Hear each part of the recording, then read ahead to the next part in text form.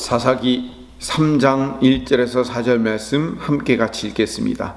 여호와께서 가나안의 모든 전쟁들을 알지 못한 이스라엘을 시험하려 하시며 이스라엘 자손의 세대 중에 아직 전쟁을 알지 못하는 자들에게 그것을 가르쳐 알게 하려 하사 남겨두신 이방 민족들은 블레셋의 5 군주들과 모든 가나안 족속과 시돈 족속과 바알 헤브론 산에서부터 하맛 입구까지 레바논 산에 거주하는 히위 족속이라. 남겨두신 이 이방 민족들로 이스라엘을 시험하사 여호와께서 모세를 통하여 그들의 조상들에게 이르신 명령들을 순종하는지 알고자 하셨더라. 아멘. 죄의 본질은요, 피조물의 마음이 창조주인 하나님 이외에 다른 것에 가 있는 상태를 죄라고 얘기합니다. 하마르티아라고 불리는 이 죄는요, 관역을 벗어나 있다, 이런 의미가 있어요.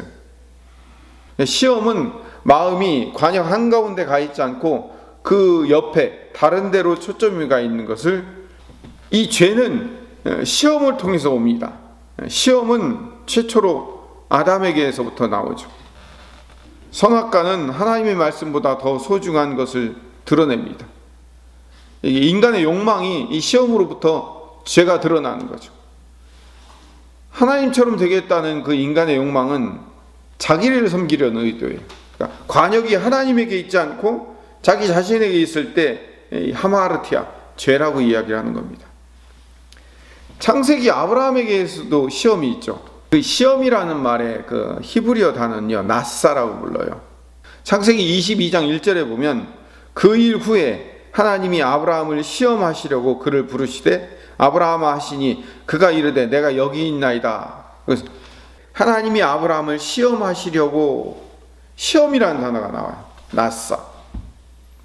아브라함이 가장 사랑하는 보물인 이 이삭을 하나님 앞에 드리라는 시험입니다. 내 아들, 내 사랑하는 독자 이삭을 드림으로 내 인생의 목적이 하나님에게 있느냐, 네가 가장 아끼는 것, 즉 이삭 네 자신에게 있느냐, 이걸 시험하는 거죠. 아담에게 주었던 시험이나 창세기 아브라함에게 주었던 시험이나 같은 의미로 출발하는 거예요. 신명기 8장 2절에서도 하나님은 광야의 삶으로 이스라엘을 시험하십니다. 신명기 8장 2절을 제가 읽어보면 내 하나님 여호와께서 이 40년 동안에 내게 광야길을 걷게 하신 것을 기억하라. 이는 너를 낮추시며 너를 시험하사 내 마음이 어떠한지 그 명령을 지키는지 지키지 않는지 알려 하심이라. 명령을 지키고 지키지 않는지라는 얘기는 하나님에게 관역에 초점이 가 있나 그렇지 않는가를 보겠다라는 얘기예요. 그게 시험의 의미예요. 그런데 이 이스라엘 백성들에게 광야 삶을 통해서 시험을 주신 그 원인이 어디서부터 출발한 거예요? 광야 길을 걷게 된 원인이 어디에 있어요? 이스라엘의 불순종이라는 죄의 결과 때문에 40년 동안 광야 길을 가는 거 아니에요.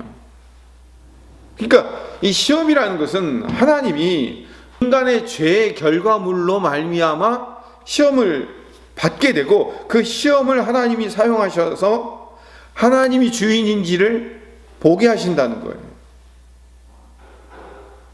하나님은 인간의 죄와 연약함의 결과물을 사용하셔서 이스라엘을 시험하시는 거예요.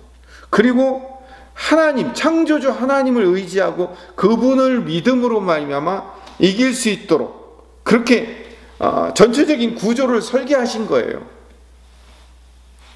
오늘 본문으로 가보면 1절과 4절에 시험이라는 단어가 2번 반복하여 등장합니다. 사사기 3장 1절에 여호와께서 가나안의 모든 전쟁들을 알지 못한 이스라엘을 시험하려 하십니다. 4절 남겨두신 이 이방 민족들로 이스라엘을 시험하사. 원래는 가나안 땅에 이방 민족들이 남아있어서는 돼야 안 돼요. 안 되잖아요. 원래는 여호수아 말에 따라 다 없애고 끝났어야 되는 거예요. 그런데 끝나지 못하고 여전히 가나안 백성들이 남아있는 이유는 하나님이 남겨두셨다기보다는 어떻게 된 거예요? 죄의 결과물과 연약함이에요. 선악과, 왜 하나님이 우리에게 선악과를 주셔서 이런 일을 당하게 만드십니까? 죄의 결과물로 나온 거예요. 근데 그 죄의 결과물을 하나님이 사용하셔서 이스라엘을 시험하고 그 시험하는 그 과정 가운데 하나님을 의지하고 믿음으로 말미암아 이길 수 있도록 하나님이 요구하시는 거예요. 우리 성도들의 인생도 동일해요. 우리 신앙 인생을 살아가면서 우리도 시험을 받게 돼요. 야고보서인가요? 하나님은 시험하지 않으신다고 했어요. 우리 인간의 연약함과 죄로 말미암아 시험을 받게 되는 거예요. 그때 그 시험을 통하여서 하나님은 그 죄의 결과물과 연약함의 결과물로 나온 시험 것까지도 하나님이 사용하셔서 하나님의 방법대로 사용하시는 거예요. 신명기 13장 1절부터 3절 말씀을 보면 너희 중에 선지자나 꿈꾸는 자가 일어나서 이적과 기사를 내게 보이고 그가 내게 말한 그 이적과 기사가 이루어지고 너희가 알지 못하던 다른 신들을 우리가 따라 섬기자고 말할지라도 너는 그 선지자나 꿈꾸는 자의 말을 청종하지 말라. 이는 너희 하나님 여호와께서 너희가 마음을 다하고 뜻을 다하여 너희 하나님 여호와를 사랑하는 여부를 알려 하사 너희를 시험하심이니라. 하나님의 최종 목적은 3절에 있어요. 어디에 있어요? 마음을 다하고 뜻을 다하여 너희 하나님 여호와를 사랑하는 여부를. 그걸 꼭 테스트해야 알겠습니까? 그걸 꼭 시험해야 알겠습니까? 라고 말하지만요, 우리 인간은요 말로는 하나님 사랑한다고 하면서도 이 속 내면은 하나님을 마음을 다하고 뜻을 다하여 하나님을 사랑하지 않기 때문에 하나님 그걸 들추어내어서 하나님 의지하지 않으면, 하나님 신뢰하지 않으면 안 된다는 것을 보여주는 거예요. 그게 시험의 의미예요. 근데 그 시험을 어떻게 하신다고요? 이방인 신을 따르도록 유혹하는 자들, 그들은 이제 선지자나 꿈꾸는 자라고 얘기하는데, 그 사람들이 신비한 이적과 기적이 일어나도록 허락하셔서 이스라엘이 하나님을 청종하는지를 시험하겠다는 거예요. 그런데 13장 5절에 가보면요, 그런 선지자나 꿈꾸는 자는 죽이라 라고 되어 있어요. 세상의 가치를 얻는 이적과 기사를 따르는 것이 우상숭배예요. 여기서 이적과 기사는 나의 관심과 욕구를 충족하는 방법인 거예요. 어떤 신비한 일, 놀라운 일들이 일어나면 우리는 거기로 눈이 쏠리잖아요. 예를 하나 들어봅시다. 로또를 맞았다든지, 아니면 부동산 어디를 샀는데 대박을 맞았다든지, 주식을 했는데 1억 천금을 얻었다든지, 이런 방법들을 보면서 야, 저 사람의 방법대로 쫓아가면 그런 일들을 얻을 수 있고 세상의 가치를 얻을 수 있다라고 생각하도록 만드는 거예요. 이게 뭐냐면 유혹하는 자들의 신비한 이적과 기적이에요. 인간이 우상을 쫓아가고 그 재물의 신들을 숭배하는 이유는 결국 그것이 욕망을 채워줄 수 있다고 속이기 때문에 그래요. 그리고 실제로 그런 일들이 일어나는 현상을 보면서 나도 저렇게 하면 쫓아갈 수 있겠구나 라고 생각하도록 만들어주는 거예요. 그러니까 신명기 13장 몇천 년 전에 이스라엘 백성들이 받았던 시험이나 지금 2021년에 살고 있는 우리나 똑같은 시험을 받고 있는 거예요. 나의 욕망을 성취해 줄 우상을 쫓아갈 수밖에 없도록 시험이 우리 앞에 눈앞에 있는 거죠. 또 다른 예를 하나 들어볼까요?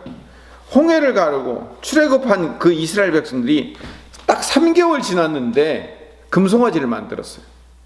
출애굽기 32장 4절에 가보면 아론이 그들의 손에서 금고리를 받아서 부어서 조각칼로 새겨 송아지 형상을 만드니 그들이 말하되 이스라엘아 이는 너희를 애굽 땅에서 인도하여 낸 너희의 신이로다 하는지라.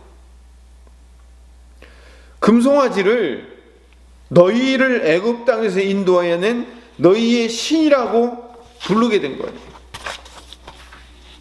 그리고 5절 6절에는 황당한 일이 일어나요. 금송아지 만들어 놓고 그들이 하는 일이 뭐냐면 아론이 보고 그 앞에 제단을 쌓고 이에 아론이 공포하여 이르되 내일은 여호와의 절일이라 하니, 우상신의 절일 또는 금송아지의 제삿날이라고 얘기하지 않고 여호와의 절일이라고 얘기해요.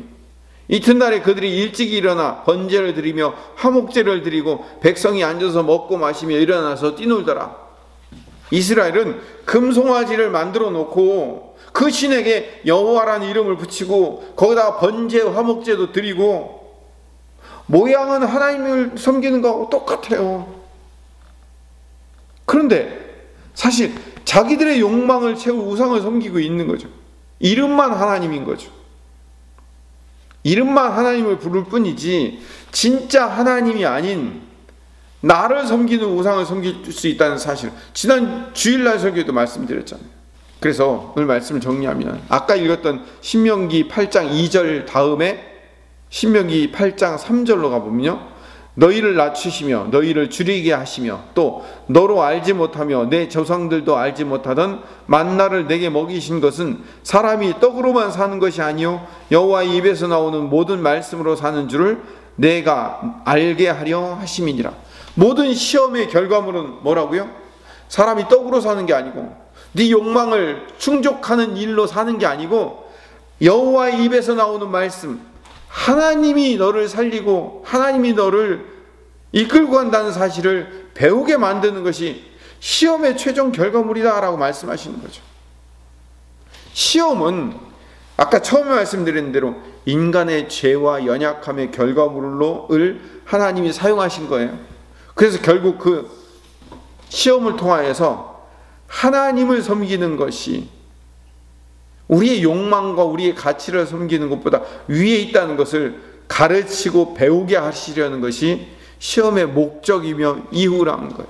사사기에서 블레셋 다섯 족속들과 히위 족속과 그 족속들을 남겨두신 이유는, 그래서 이스라엘을 그들을 통하여 계속 괴롭히게 허락하시는 목적은, 물론 그들이 그렇게 남겨진 것은 이스라엘의 불순종 때문에 그런 거죠. 그러나 그걸 사용하셔서 하나님을 의지하고 사는지에 대한 시험을 하시려는 거예요. 그들과 동화되어 사는지 아니면 그들과 함께 하지 않고 하나님을 의지하고 살아가는지에 대한 시험인 거죠. 성도들에게도 마찬가지. 유혹이 있거나 어떤 어려운 고난이 있거나 우리에게 감당하기 어려운 상황이 우리 눈앞에 펼쳐질 수 있어요. 그때 우리는 하나님을 믿고 하나님께서 풀어줄 것을 믿고 신뢰하며 사는지, 아니면 내가 내 방법대로 타협하면서 믿음 없는 세상과 타협하면서 세상과 동일하게 살아가는지에 대한 시험을 늘 받게 되는 거예요. 그럼 그 시험에서 우리가 어떻게 이겨야 됩니까? 고린도전서 10장 13절 말씀을 찾아서 읽고 마치겠습니다. 사람이 감당할 시험 밖에는 너희가 당한 것이 없나니 오직 하나님은 미쁘사 너희가 감당하지 못할 시험 당함을 허락하지 아니하시고 시험 당할 즈음에 또한 피할 길을 내사 너희로 능히 감당하게 하시느니라. 아멘. 여러분, 이 말씀을 믿습니까? 네. 이 말씀을 우리가 믿어야 돼요. 주님은 감당할 만한 시험을 주십니다. 지금 눈앞에 보이는 상황이 감당할 수 없을 것 같아 보이지만 아니에요. 우리가 감당할 수 있어요. 할 수 있을 만한 것을 주시지 할 수 없는 것은 주시지 않아요. 주기도문에도 어떻게 기도하라고 하죠? 시험 당하지 않도록 기도하잖아요. 매일 시험 당하지 않게 해달라고 기도하잖아요. 시험을 당하더라도 능히 이길 수 있는 믿음을 우리에게 달라고 기도를 해야 되는 거예요. 우리의 욕망을 때문에 일어난 그 시험을 통하여서 주님은 우리가 하나님께로 가까이 갈 수 있도록 마음을 다하고 뜻을 다하여 오직 하나님만 섬기며 그분을 바라볼 수 있도록 만드시고, 또 우리 삶 가운데 시험이 있을지라도 능히 감당할 수 있도록 하나님이 우리에게 주신다는 사실을 깨닫고 주님을 의지함으로, 주님을 믿음으로 이 시험에서 승리하는 하나님의 백성 되게 해달라고 오늘도 기도하시는 이 아침 되시기를 간절히 소망합니다.